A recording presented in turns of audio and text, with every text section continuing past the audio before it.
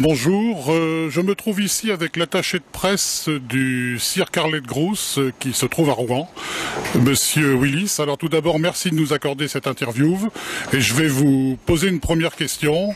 De quoi se compose votre caravane ? Alors la caravane du cirque Arlette Groos, c'est à peu près 52 semi-remorques, plus une trentaine de caravanes individuelles pour les artistes et la direction du cirque Arlette Groos, bien sûr.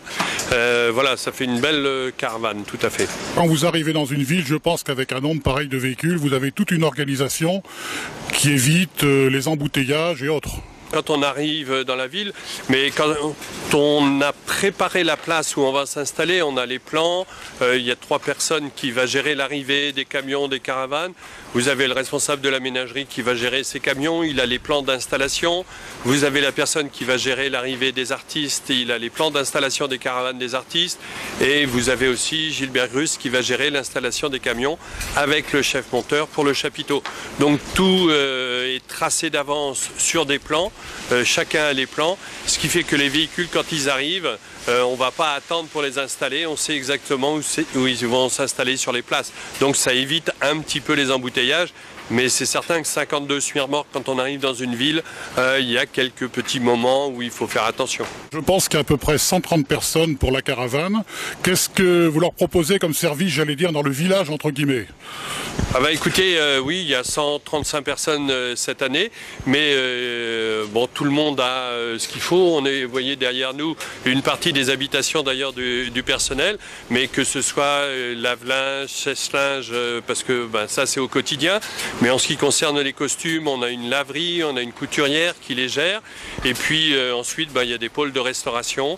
Il y a un pôle de restauration pour l'ensemble du personnel, il y a un pôle de restauration particulier pour les musiciens parce qu'ils ne mangent pas à la même heure que le personnel, et puis pour les asiatiques parce qu'ils n'ont pas les mêmes repas non plus, donc ils ont aussi leur propre cuisine. Bien entendu, tous vos camions, le personnel et tout, ça nécessite certainement de gros frais de fonctionnement. Alors les frais de fonctionnement, il faut compter à peu près 27 000 € par jour. C'est sûr que cela comprend tout, hein, que ce soit le plateau, l'alimentation, les carburants, le chauffage, etc. Donc c'est vrai, il faut qu'on ait du monde hein, pour assurer tout ça.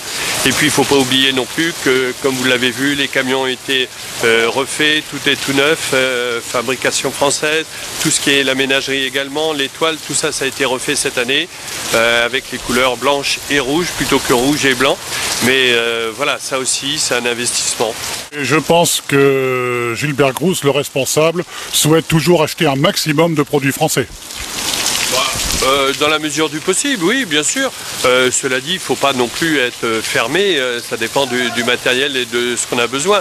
Mais dans le matériel roulant, c'est nécessaire, comme pour la toile, parce que si vous avez un petit accroc, s'il y a un petit souci, c'est plus facile d'avoir un dépanneur sur place en France, en ayant fait fabriquer sur place, ou en France le matériel, que ce soit le chapiteau, les toiles de la ménagerie ou l'ensemble des véhicules.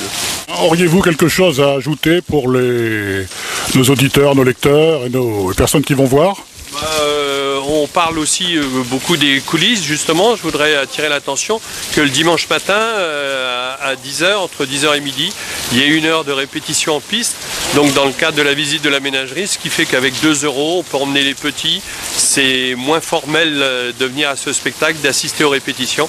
L'occasion de voir aussi le derrière du travail de tous les artistes. Bon alors Willy, je vous remercie du temps que vous avez passé avec nous. Merci.